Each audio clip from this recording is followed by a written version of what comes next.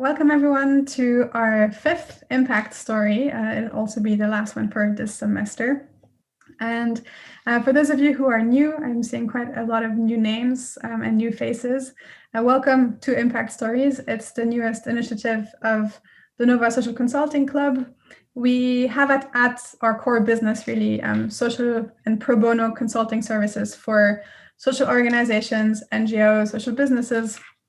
But we realized over time that part of our mission is also not just to build capacity in the social sector, but also to kind of empower and shape the leaders and managers of tomorrow. And part of that is, in our eyes, to connect them and inspire them to the beautiful and meaningful opportunities that are out there to have an impactful, purpose-driven career when they leave university, when they leave Nova. And part of those ambitions translated into this kind of conference talk series, which we've had every 2 weeks this semester, to showcase some inspiring initiative, inspiring people, and I guess enable them to connect with different types of careers and different types of stories of how impacts were brought to life. And today I have really the pleasure to have this very special panel with us tonight of Portuguese B corporations and representative of the B Lab Portugal, as they really share this mission of doing business for good. And I think it's a message that really needs to resonate a lot more with business schools to kind of further this mission of inspiring impact and purpose-driven managers to not only look at profit, but also really take into account the role of a company in creating shared value for people, the planet, and all of their stakeholders. So I'm really lucky to have 3 B Corps with us tonight. We have represented by Anna Salomé, Symington Family Estates, which is in the wine business. Tiago Pessoa will tell us about Agri markets, a digital marketplace for agricultural products, and Miguel Martins, who is from the impact finance sector from Grosvenor House of Investment. And to introduce you a little bit to first the B Corp Movement, what it is, what its ambitions are, and how it's growing, I'd like to give the word to Luís Amado, who is the director of B Lab Portugal here. Luís, the floor is all yours. Thank you, Mel, for the great introduction. It's a pleasure to be here and to be at Nova again. It's really great to be able to share these, like you're saying, new tools and new trends, and that hopefully will be more used in the future by the future managers, and not only entrepreneurs and whatever are the roles that you're going to take in your future lives. So the B Corp movement that is supported by B Lab has the idea that we need for the future to have an equitable, inclusive, and regenerative society. And we want to provide tools for the companies to be able to create that system, not only working with companies, but mainly working with companies, like you very rightly said, making companies being a force for good. And I think you'll have in the next couple of minutes the opportunity to learn how these companies can be a force for good with real examples that are the important thing. I would just like to let you know that we are now around arriving to the 5,000 companies all over the world that are B Corps in different areas.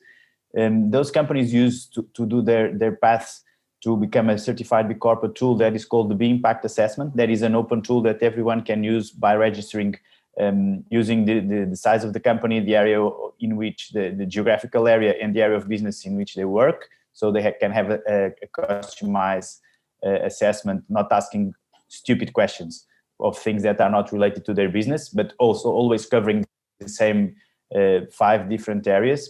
That is the governance, the workers, the environment, the community, and the clients. If they have a score that allows the certification, they can ask for the certification that is given by a global team that do the verification of the assessment. Having said this, just sharing with you the landscape in Portugal. That is the one you can see here. So you have with you today 3 of the universities of the companies that are headquartered in Portugal. We have some others that you probably know that are also present in Portugal, but are not headquartered in Portugal. Okay, and just to create some kickoff for our conversation, I'm going to try to share with you a bit of the flavor of the movement, using not my words, but able to see it and hear the sound, please, because sometimes the technology doesn't work as I like. There are more than 3,000 certified B corporations in 150 industries every day. B Corps are a force for good in the world by adopting better business practices like better wages for workers, responsible sourcing, inclusive hiring, carbon reduction, and charitable giving. What they all have in common is a commitment to do less harm and do more good, just like you. Choose better, do better, feel better.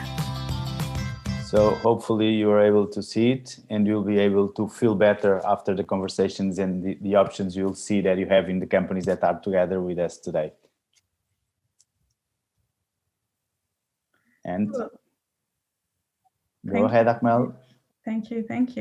Yeah, so now that you've all had a bit of a flavor of what the B Corp movement is, let's dive straight into the lived experience of our B Corps here. And I would love to start with Anna to introduce a little bit of what Symington Farms are, and also what your journey to B Corp was as an organization and why. You're on mute, Anna. Yeah, I'm not. Hello everyone. Thank you so much for the invitation to be here with you. Well, the Symington family is port wine producers for 5 generations since 1882.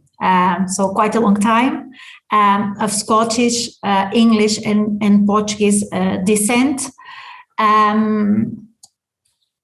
I think that you easily understand, knowing what the business is, how this issue of the sustainability is at the core of the company. Yeah, the company has a motto, apart from the purpose, which I'll be talking about, also has a motto which is for the next generation. And I think that for the next generation says it all.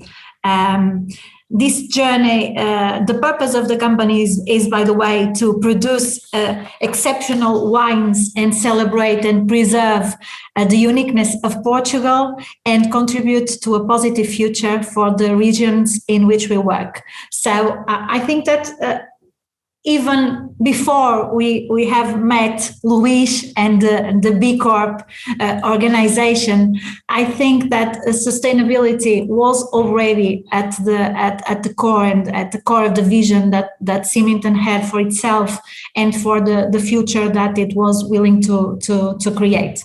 The journey, began in 2018 when Amado was invited to join the company to participate in our senior managers meeting. I think that everybody was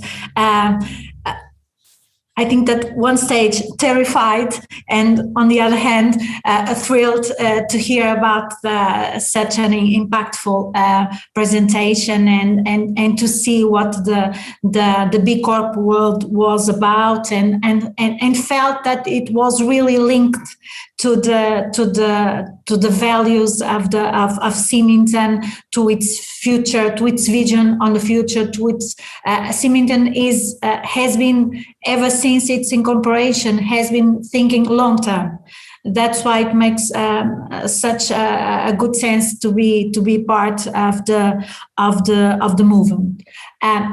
When this all began, there were quite a few initiatives that were related to sustainability going on, but with a lack of systematic approach. We didn't have a systematic approach. We had the initiatives isolated, siloed within the departments or within the company areas, and we felt that we need to take one step further and to have the framework, to create a framework or follow an external framework, and to create really a systemic view of the issue, and that everything that was related to it.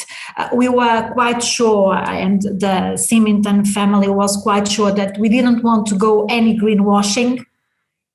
We wanted to build something that was really of importance for the future of the company and to the future of the environment and the communities in which we operated. During the process, do you want me to continue on or do you want to ask other questions too? Please, Arnel, tell me, how do you want to deal with it? If I'm talking too much, please let me know, okay? No, it's fine. I think yeah. maybe we could... Okay, feel free to interrupt. So during the process that we went through to get the certification, we had, of course, to review and go through all the business process of the company, and we could experiment the value of being a B Corp. Yeah, we understood that we had to think in the pillars: people, community, and climate change. I think that the B Corporation, the process gave us one thing that was a momentum to deal with a few issues within the company that we wanted to deal with, but we didn't have the opportunity or the enforcement to do it. And by creating the willingness to be a B Corp, I think that was a great opportunity, even to promote the company development, company evolution, and company change. Well, I think I might stop you there, Anna, and move on to Tiago, and then I'll definitely dive a little bit more into your experience later on about the last couple of years as a B Corp. So Tiago, if you want to, the floor is all yours. Yes. Thank you, Armel. Thank you to the B Corp Movement and for the Nova Social Consulting Student Club, the invitation for to be with you here today. Well, I will start by presenting myself. I'm CEO and founder of Agri Marketplace. We are a recent company, so we are founded since the late 2016 after an MBA program. So we were studying the four founders, an MBA, and after that degree, we decided to create Agri Marketplace. Actually, at that stage, we met Luis. He was also our classmate, so he had the opportunity to see our company growing since the beginning, since we were little babies as a company. So Agri Marketplace is a startup that is operating in the farming sector, in the agriculture business. Some of the founders are very linked to the agriculture. I'm an almond grower. One of the other founders, Philippe, is a rice grower. So we have been for several generations in the family. Myself, more recently, connected to the sector, and we felt always when we had the need to sell our product to have a lot of difficulties in accessing a global market and a free market where we can get new customers, a fair value for our crops. And for that reason, and feeling the pain point as a farmer of accessing new markets and get a better result and revenue from our crops, we decided like to create a tool where we were able to open more customers to our business and also help other farmers like ourselves to get access to a global market and opportunities to sell their crops more efficiently. So our digital tool mainly gives a direct access between farmers and agri-industry buyers. So we are a B2B marketplace. We are not tailored to provide the final product to the consumer at home. So we are typically we are supplying the industry and the processing industries that are processing the crops that we are that we have in our marketplace. We have been like growing in different markets. We started in Portugal. We have recently expanded to other countries like Spain, France, Brazil. Also in US, we have done some businesses, and we are also focused on specific markets. So we are not addressing the global farming sector. So we are more tailored and working in cereals and in rice, also because of the experience that we had from Philippe, from one of the founders. We moved into the nuts business, also from the experience that I had as an almond grower. And now recently we have also added other crops like olive oil and coffee and cocoa. We are not on the wine business, and I think that the wine is also a very interesting sector. I think also on this sector, I think there is also good opportunities also to digitalize the business. Well, saying this, we thought that like being part of a movement like a B Corp was something that was like for us was a big challenge in the beginning, because since we are a small company with small resources, a small team, it's always difficult to have things structured, like processes very well documented, or a lot of methodologies. And so it was a little bit difficult for us to have this kind of structure to start like building the resources and all the policies and practices that we need to have internally. On the other side, and since we are a small company, a more agile company, it was like very easy to get all the team involved, and put the challenge on the table of, look, we think that being part of the B Corp is something important for our mission. We know that like being part of the movement, we can also share our values in a more structured way and have a more impact in terms globally. So we have addressed this challenge internally, and due to I think that the team was a little bit scared in the beginning about how the process was going to be.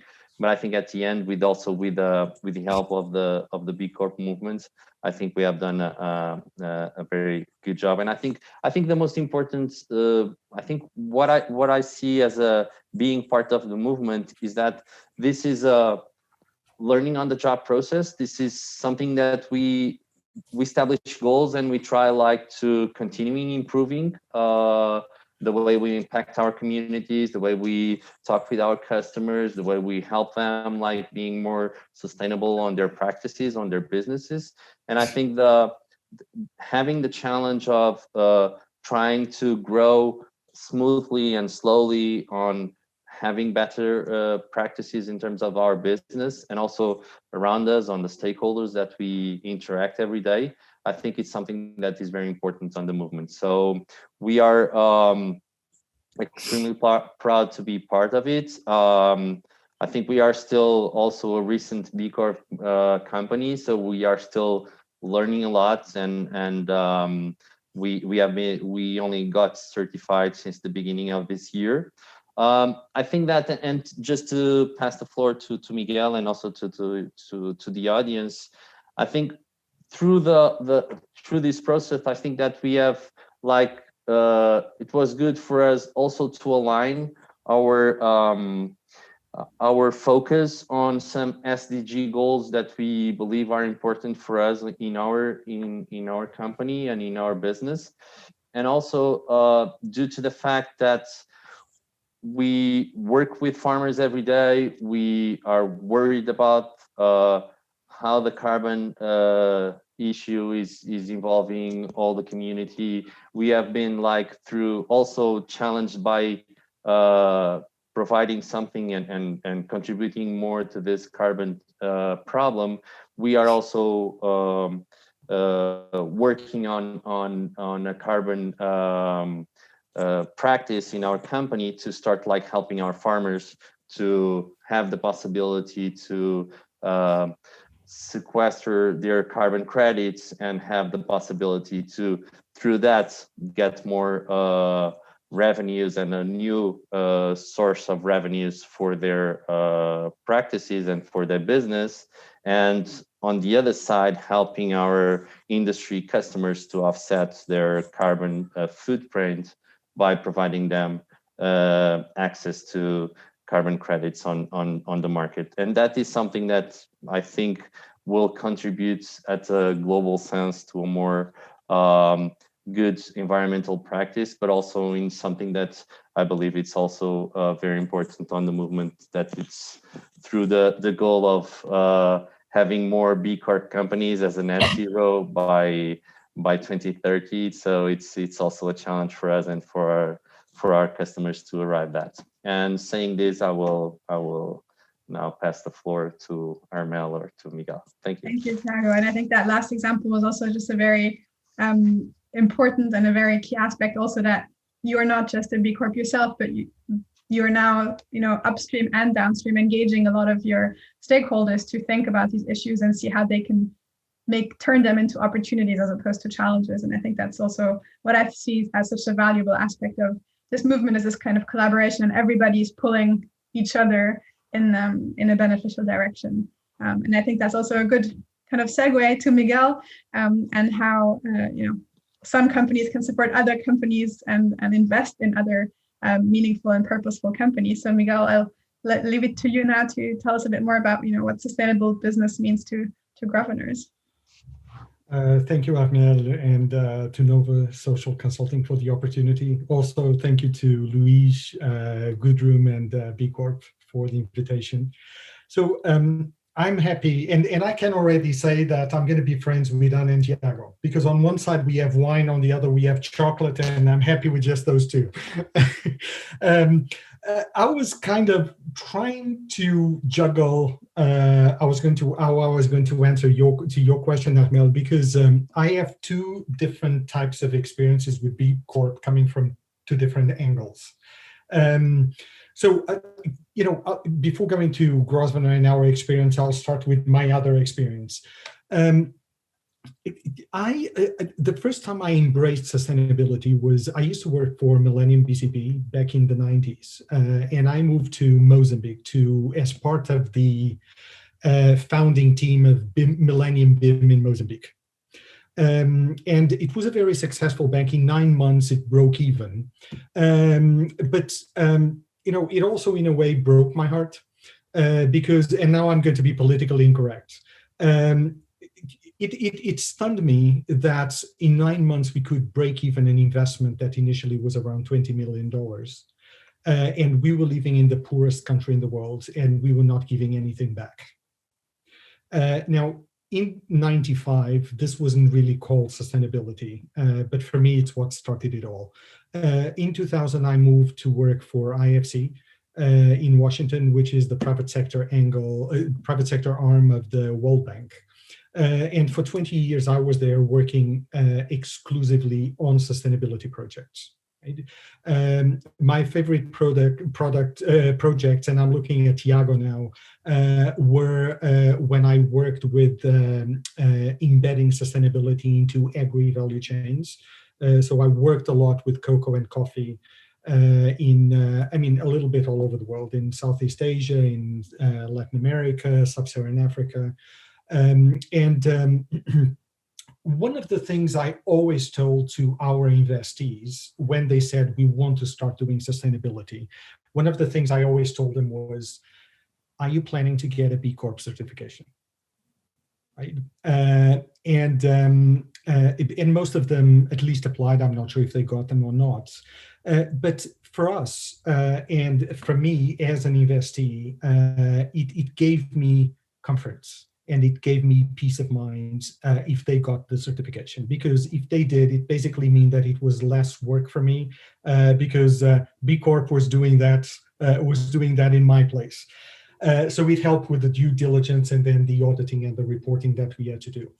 I decided to move into Portugal beginning of 2020, and I joined Grosvenor. It's a small and fairly new venture capital company.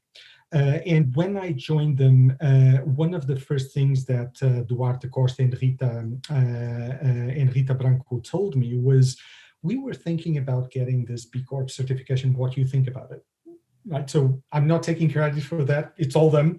And it was really interesting to go through, after advising so many companies to go through B Corp certification. It was interesting to be on the other side because it was tough work, right? It is not easy.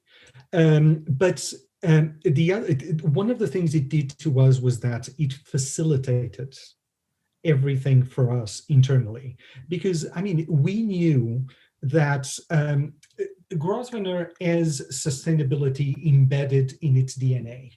We don't do anything if there's not a sustainable component attached to it. And that means internally how we manage the company. It means how we relate it to all of the stakeholders. And it also has to do with the investee projects that we look into, and also, of course, our investors.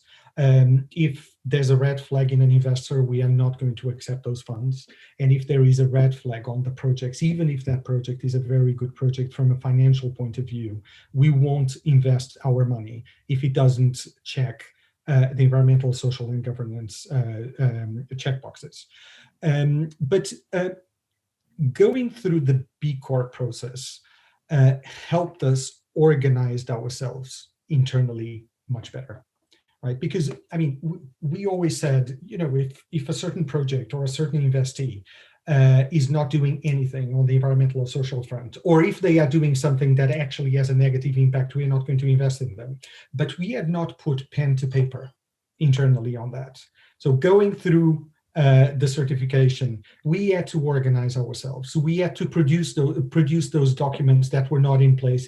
You know, they probably would be in place later in the game, but because we wanted to kickstart the company, and definitely before the first funds started to get disbursed to investees, we want to have that in place. B Corp made us do it ahead of time. And that was actually the right thing to do, because now we can focus exclusively on the investees and on fundraising, and of course making sure that we have everything in place to report to B Corp on a regular basis.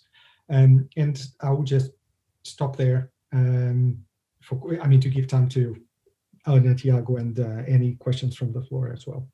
Cool, great. Well, thank you to all three of you. I think definitely a big theme that's come up from all of your stories is how it helps, how going through the B Corp process really also helped you structure internally, align your teams and your people along, you know, your values and your ambitions in terms of sustainability, and help bring some, you know, Ana said, like, systematize things a little bit. Tiago was like, we're a young company, we didn't have these things in place. And I think for Grosvenor it was the same, to really, you know, from the start, build it on a model that has, you know, proves to add a lot of value to your business internally and also externally. And I think that's maybe the question I'm going to start asking first, maybe to Ana, since also Symington's has been a B Corp here on the floor for the longest, is externally and from your consumer perspective, but also your other stakeholders, you know, your neighbors, members of your network, other wine producers.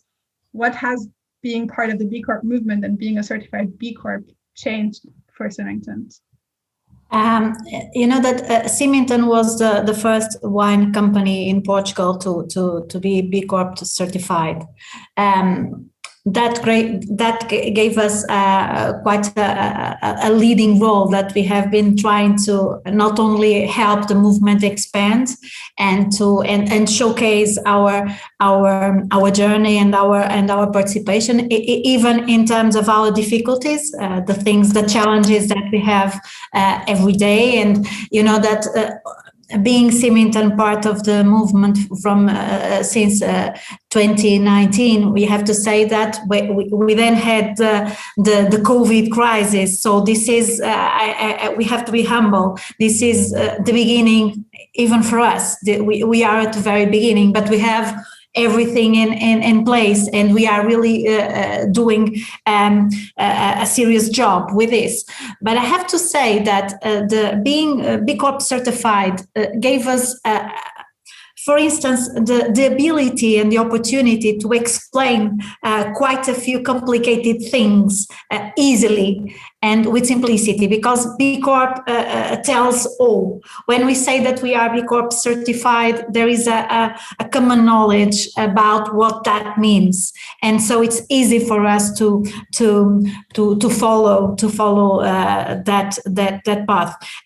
Then even with our competition, with our consumers, we have both.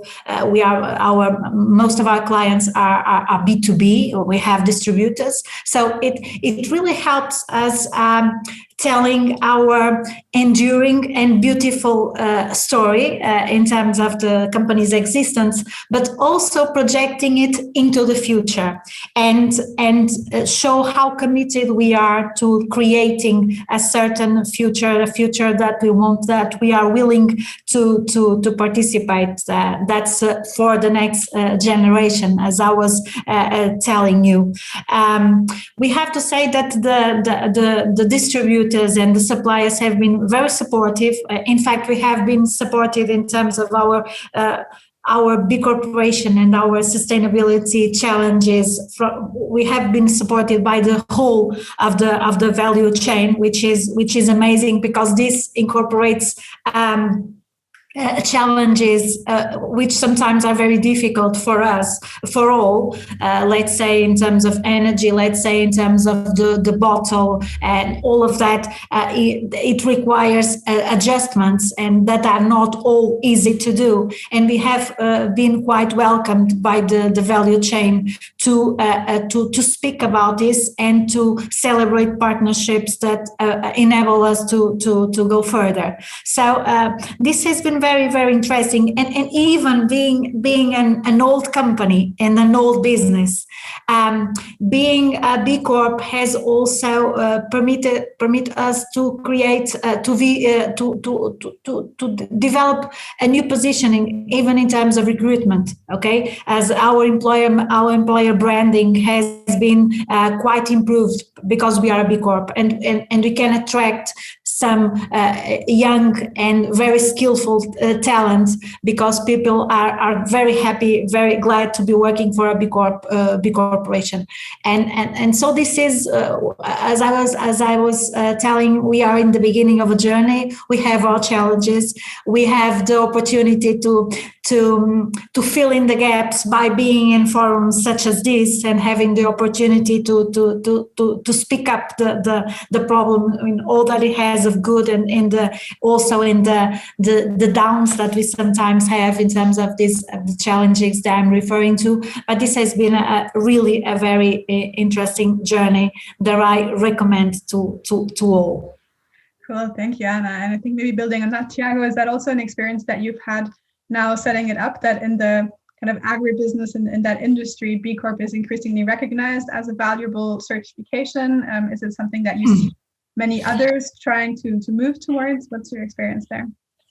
I think that we see that more frequently, more on the industry side, so more on our I think that with the sophistication level of some of our customers that know a lot of these certifications, a lot of the good practices, the sustainable trends on this specific customers, we have been,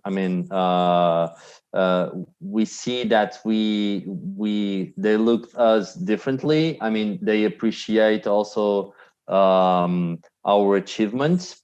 I think on the farming perspective, more on the farming side, and I think the Symington is an example, a different example of what I'm going to say now, is that I think that the farming level, I think we have still a lot to do.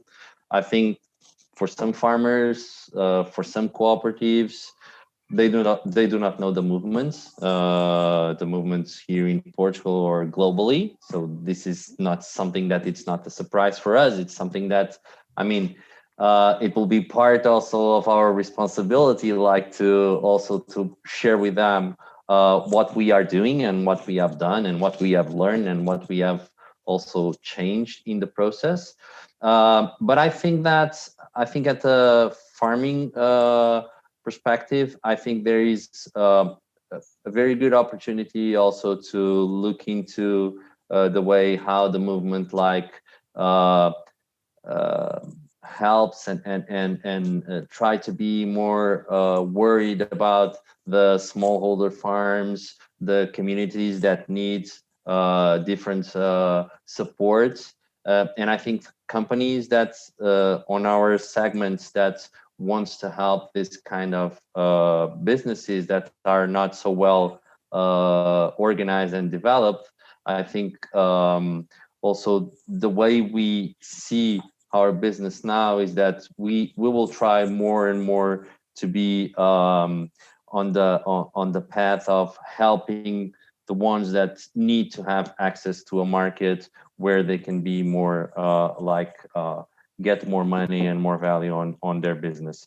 So I think that the markets on the segments where we are, I think there is still a journey of knowledge of what the movement is, but I think that at the level of also of our relationship with our investors, with new investors that we discuss, or potential investors in the future, with new customers, I think more and more, I think it will be very good for us.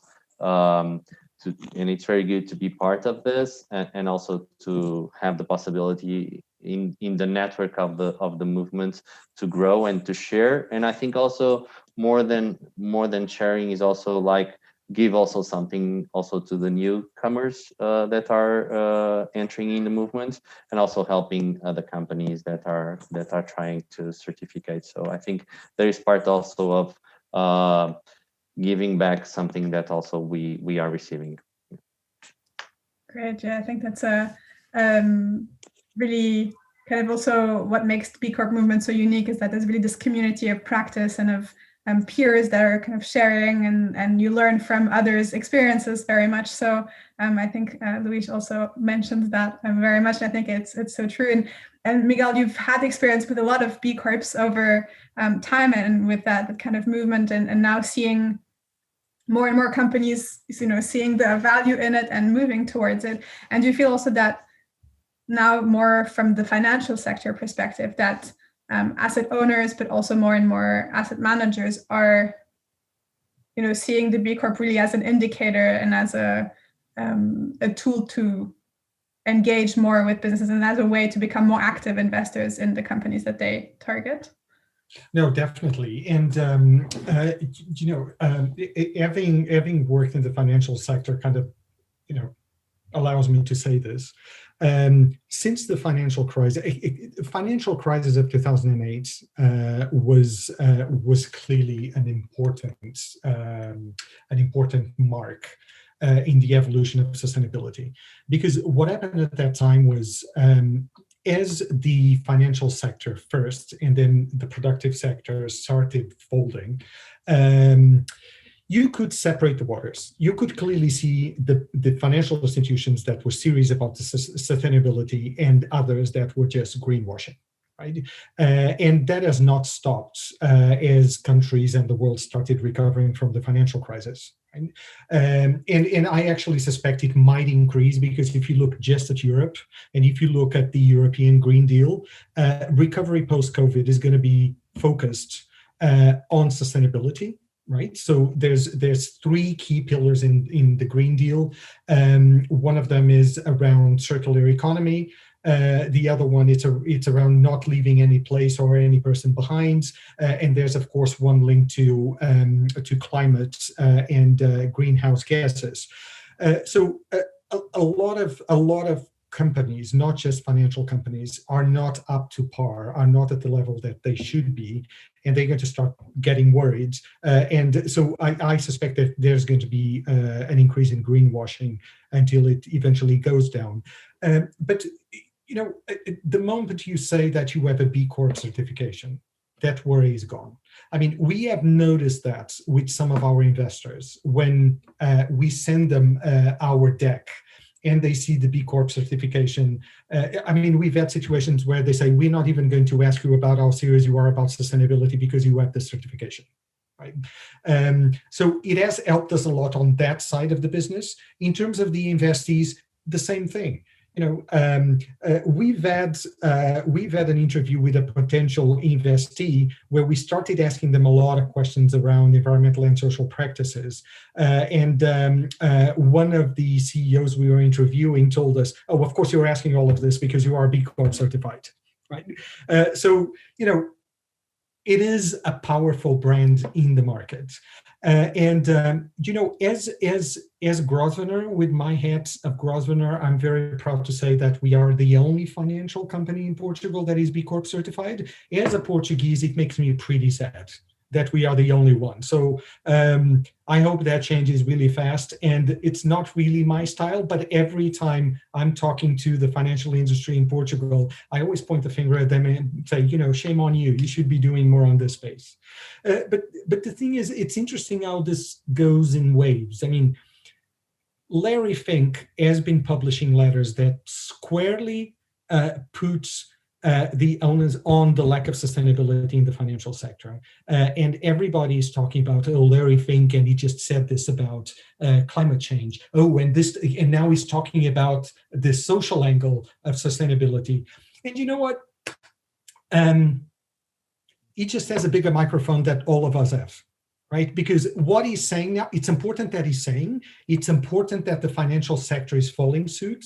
It's important that finally the asset management space or the investment space is moving into this.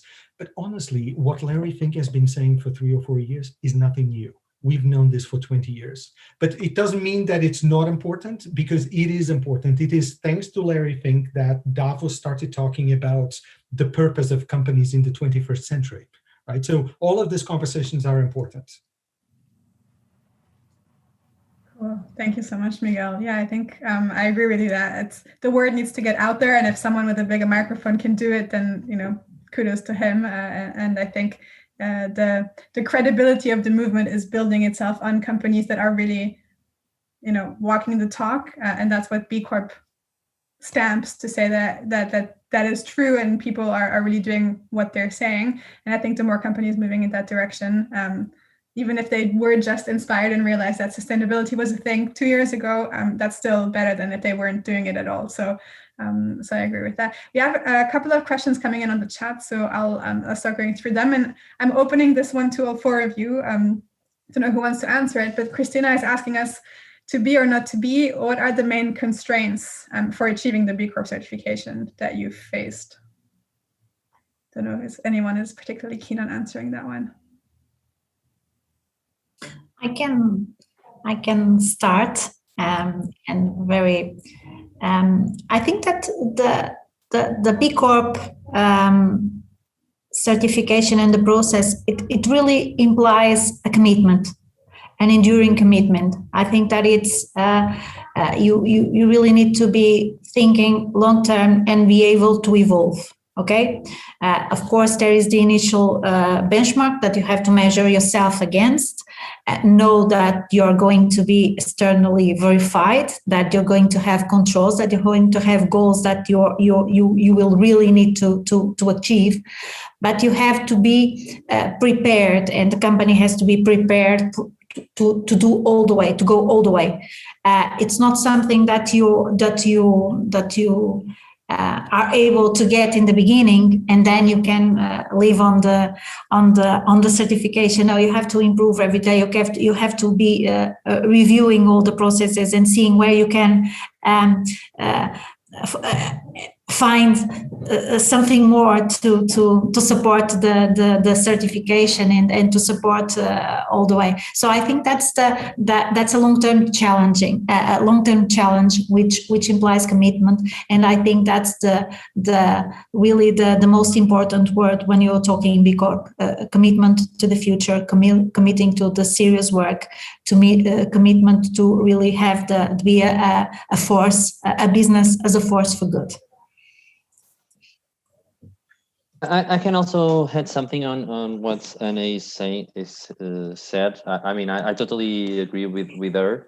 I think I don't see like constraints. I see more like our challenge was more on focusing on the process and not like starting and then stopping and then restarting, because I think this one of the main advice for companies that wanted to do that is like to focus on the process and start from the beginning and do not stop, because stopping in the middle, it will always like the process is like requires a lot of attention on details, on things that we have like to change, on tips that we need like to follow and try to evolve. So I think that the process should be as much like involving the team as much as possible in order to be more efficient at the final result. So I think that for myself was like giving time, but time with quality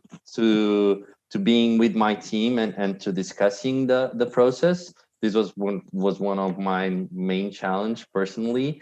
But as soon as we went to a process where we thought we were okay, almost in the beginning, just looking for the final questions, the ones that are more tougher like to solve at the end. As soon as we went like to the final journey of the impact assessments, we said, look, it's like this. We will submit it, and then I think that at the end we have to be very, very well prepared for the discussion with also to get the certification. So I think that doing this like in the middle of something, now I'm going like to do like the B Corp certification and fill 3 or 4 more answers. I think it's not the way it should be. So it's just it was one constraint that I felt, but I think at the end it was the result was very good, I think. And I'll try not to repeat what Anna and Tiago already said, but one of the things that Tiago mentioned sticked with me, which was it's not so much about the constraints, but it was more about the challenges, right? And Armel, if you don't mind, I'm going to kind of blend the answer to Christina and Jennifer on the same one. The challenge we have, because one of the things with the B Corp certification is that they don't do the work for you, right? They ask for discipline and they make you think with a lens that you might not be thinking in the first place, right? So for us, the biggest challenge was around the metrics, right? Because we are going to invest in different sectors, and I'll just give you 2: medtech and blue tech and blue economy. But there's more, and we needed to come up with metrics for that, because B Corp asked for the metrics, and we had to come up with those metrics, and we had to define KPIs. And of course, if we're going to be serious about this, the KPIs cannot be the same for different industries. Actually, in some cases, they need to be dramatically different, right? So having to come up with this ahead of time was a huge task, but we actually appreciated that what B Corp was asking us was, are you going to follow, it was not that, are you going to follow this KPI and that KPI and the other one? No, they asked, which ones are you going to follow? Because, you know, that made us deep dive into what we really wanted to do. The other thing it allows us to do is, and this is to the question on ROI, for us, sustainability, ESG, whatever we want to call it, it's about value. But what we need to be careful is there's a lot of conversation around creating value, but we don't have a conversation about retaining value.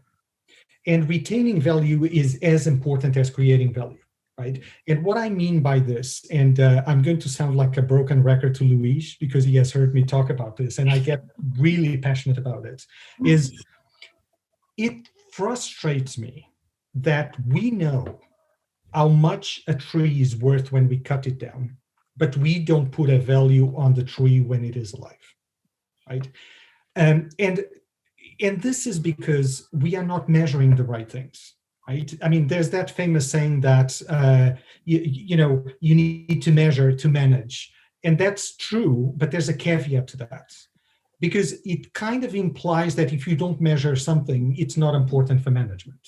And that's not true, right? So one of the things we are also doing at Grosvenor is we are trying to come up with KPIs to measure what the business world calls externalities. But we also need to be honest with one thing. We call them externalities because we are lazy, right? Because we have the technology to measure that. We just don't want to measure it because we know it's going to be a cost, right? So one of the things that we are bringing into our toolkit, ESG toolkit that we are building to measure and monitor our investments are concepts such as natural capital and human capital, right? Because in most cases, those are costs.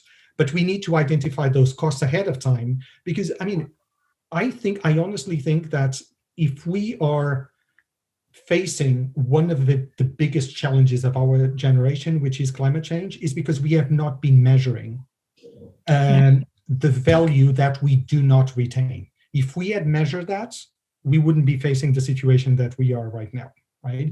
And B Corp and trying to getting the B Corp certification made us think about those things ahead of time, right? So we are, I mean, in addition to being very happy to have the certification, we also feel indebted to the B Corp and the B Corp movement for making us think about that ahead of time. If I'm ahead, and I think you already said it all because the examples are better than anything else. And that broken record, Miguel, is music to my ears, as you know, because I really share that vision that we have been expanding the future generation's capital without paying for it. And that's what we are now suffering.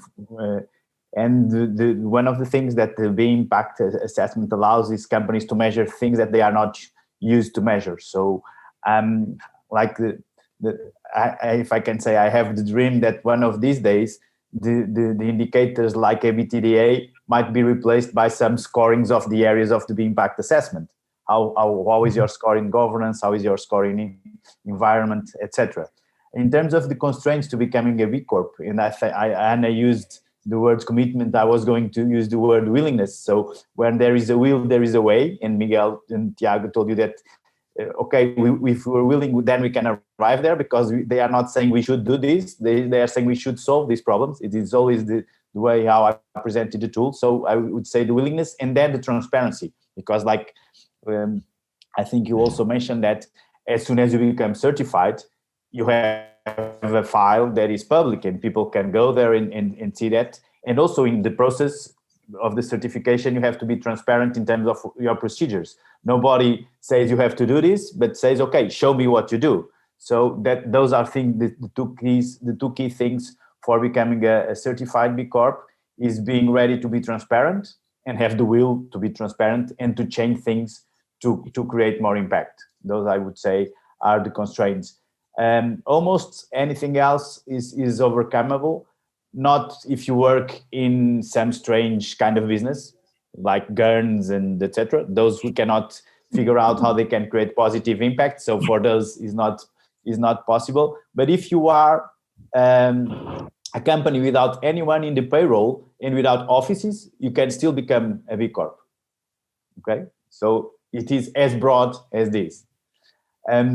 Just trying to address in starting from this point and having the examples of the companies that we have here today with us and the majority of the companies that are now part of the B Corp movement are not big companies. In fact, some big companies are appearing on the block.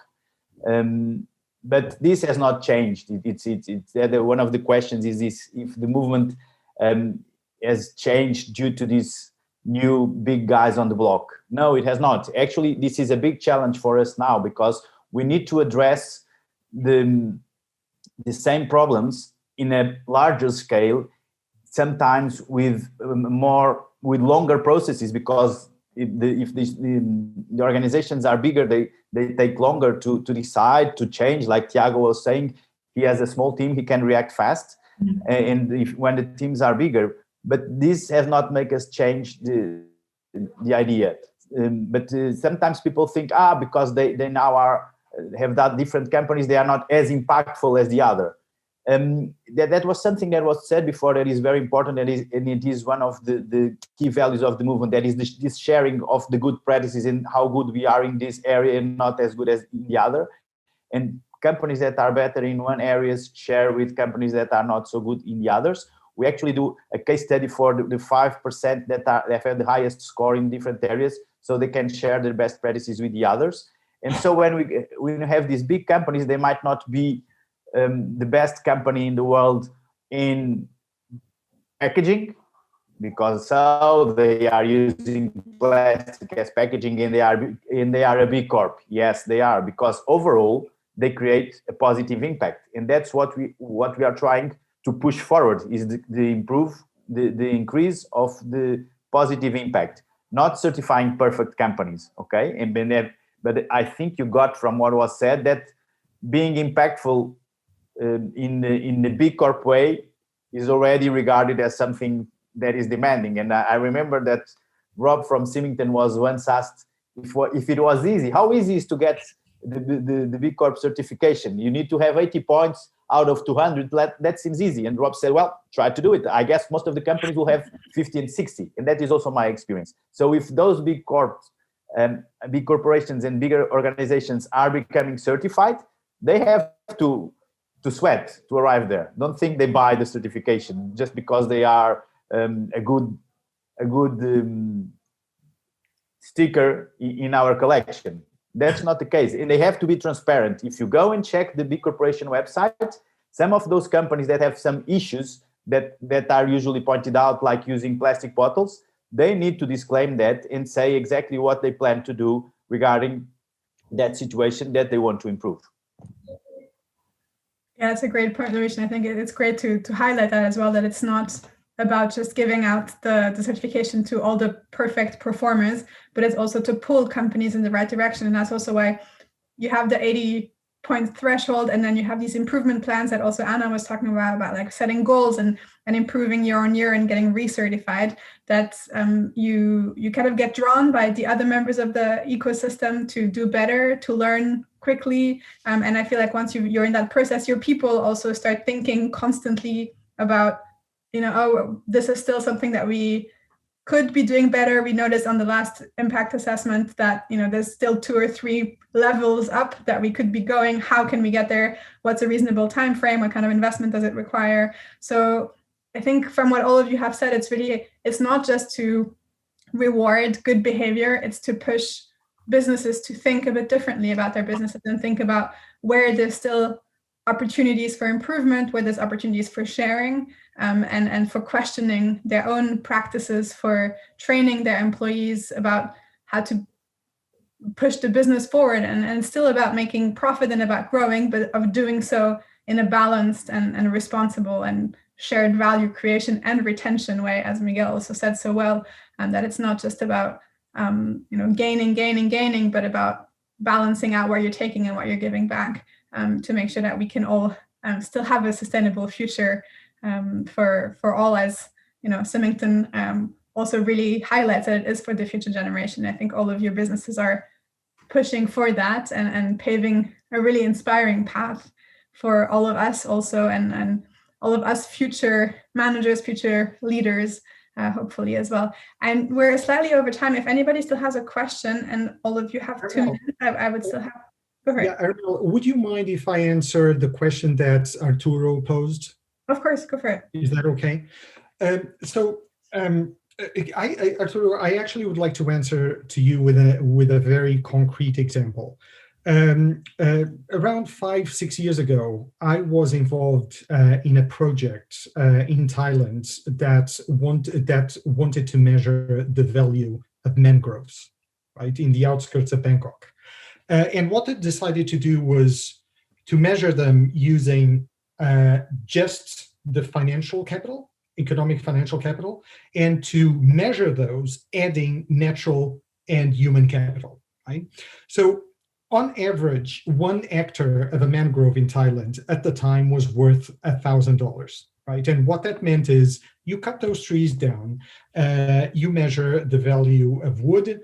If you transform the wood into paper or cellulose paste, or if you sell it as insulation for construction materials or furniture, that's the value. It's captured in the GDP of the country. It's captured in the balance sheets of the company that are involved in that. And we're talking $1,000 per hectare, right? Then, and this is what I meant by measuring the value of the tree, keeping it alive. Then we brought in natural capital and we brought in human capital, right? Trees are one of the best, if not the best, carbon sink in the planet, right? Because they suck CO2 out of the atmosphere and they put it on the ground. If you cut the tree down, that no longer happens. What's the cost of that, right? If you cut those trees down, they also stop serving as flood protection to the neighboring villages. If you cut them down, biodiversity changes totally. Fish move elsewhere, insects move elsewhere, pollination is gone, right? And lastly, if the fish go elsewhere, most of those villages are fishermen villages. So it means that the fishermen need to go elsewhere because there's no fish to fish, right? So when we start adding the value of that, the lost value of all of that, we came up with a figure of $23,000, right? So KPIs are important, and it's very important that we measure things, but we need to measure everything. We cannot just measure what we like, right? Granted, maybe 30 years ago or 40 years ago, it was extremely difficult to measure how much carbon a tree sequesters. But we have technology to do that. First of all, we know better. Second, we have technology that allows us to do that. So we need to start doing it because, I mean, honestly, if you are a government and you know that if you cut the mangrove down, you're going to earn $1,000, but if you don't cut it down, you actually are saving $23,000, then you're going to think differently about what you do and you don't do. Yeah.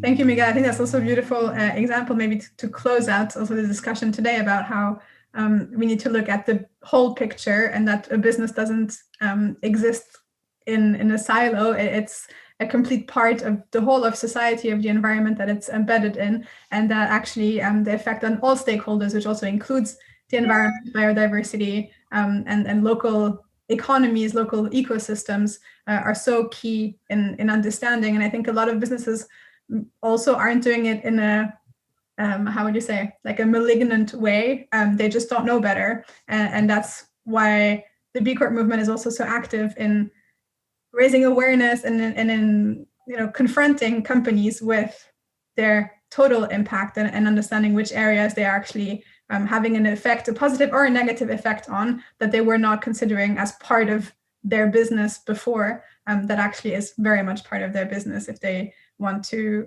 be a full actor in society and on this planet as well. Cool. I don't know if there's any other questions from the audience. Also feel free to unmute yourself if you want to engage directly with some of our speakers. Otherwise, we'll let you all go have a lovely, not so sunny evening. All right, well, if there's no more questions, first of all, thank you so much to all three of our speakers, Ana, Tiago, Miguel, for taking the time, for sharing inspiring stories, also sparking some really cool and insightful discussions that I hope taught a lot to our audience or triggered some interesting reflections. Luis and Gudrun, thank you infinitely for all the work that you do in facilitating this movement here in Portugal and supporting companies and sharing the message of B Corp and the B Lab.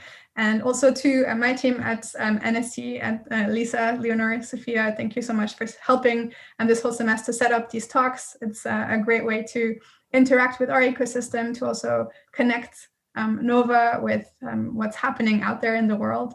And yeah, thank you all so much. It was really inspiring conversations, and I hope you all have a really lovely evening.